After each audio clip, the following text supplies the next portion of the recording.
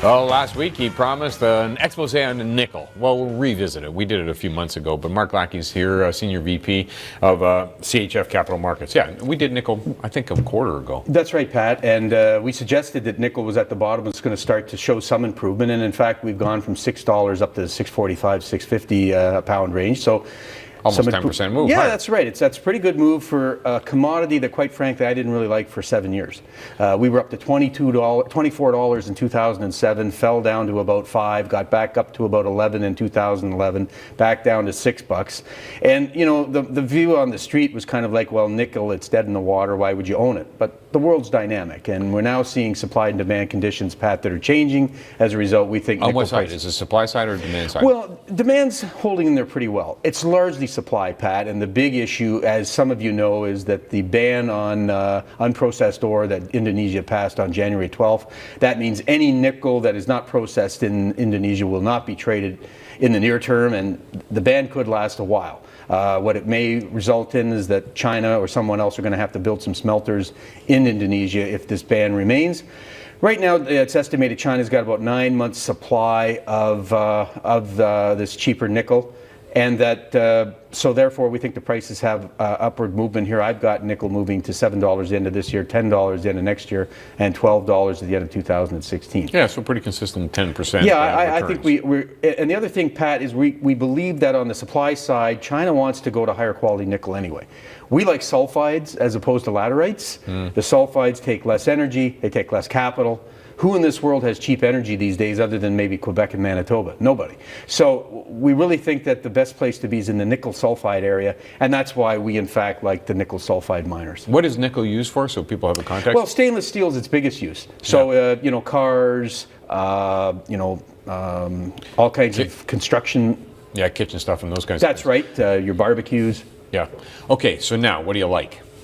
Well, one of the companies we've been focusing on is Pure Nickel, and Pure Nickel is, in fact, what it says it is. It's pretty much a nickel play. They've got prospects in Alaska and they got prospects in Manitoba.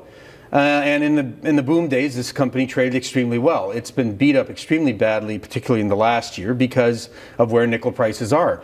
Yet the thing that this company's done extremely well, they got 47,000 hectares in Alaska at the Man project, and they got their joint venture partners to basically pay for everything. So they've got money, they still have an ability to go forward, and I think, Pat, what you're going to see here is that if we get the nickel prices I'm suggesting, I think there's going to be a lot more interest in this particular company and its projects, because its biggest weakness is the price of nickel, which it obviously can't control. Okay, what are the costs of recovery? What does it cost them to get it out of the ground? Well, you know, that at this stage, it's kind of hard to say, but my guess is probably they could probably make money around these levels, but you know, probably not enough money to interest the majors, although they've had majors who've been involved in helping to finance this. So I think the key here is not so much necessarily the cost, but just the fact that it needs to get nickel back on people's horizon, and people looking at nickel, and people will look at nickel if we get a higher price, Pat. I think that's really the issue, and that people again view nickel as a positive commodity. Yeah, you need a little bit more volatility though than 10% a year, wouldn't you? Well, no, and that's why, Pat, I'm back up to 12 in a few years, which is pretty good. I mean, there are a few people that have got it going back up to $24 because they think this ban is going to cause a huge problem in the nickel market. We don't tend to agree.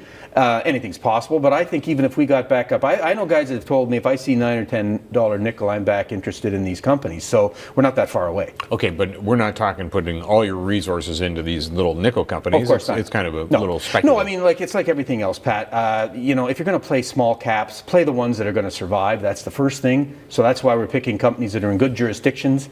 If we look at Victory Nickel, our other player, you know, it was on the network recently because of frac sand. Well, so they got frac sand and nickel.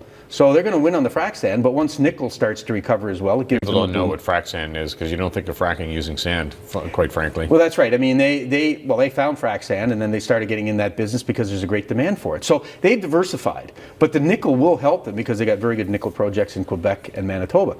And our third play, Duluth Metals, people will say, hey, I remember that was one of your palladium picks, which it is. But it's also got a huge nickel part to that palladium play in Minnesota. So again, if we start to see upward movement in the nickel market, as we suggest, then they have another aspect that gives that stock even more value, because it's had a nice bounce here on the palladium market, but there's no reason why people wouldn't recognize that it's also a nickel play. But do people think of it as a nickel base, and then the palladium is kind of like the gravy? No, I think people view it as a palladium play with nickel.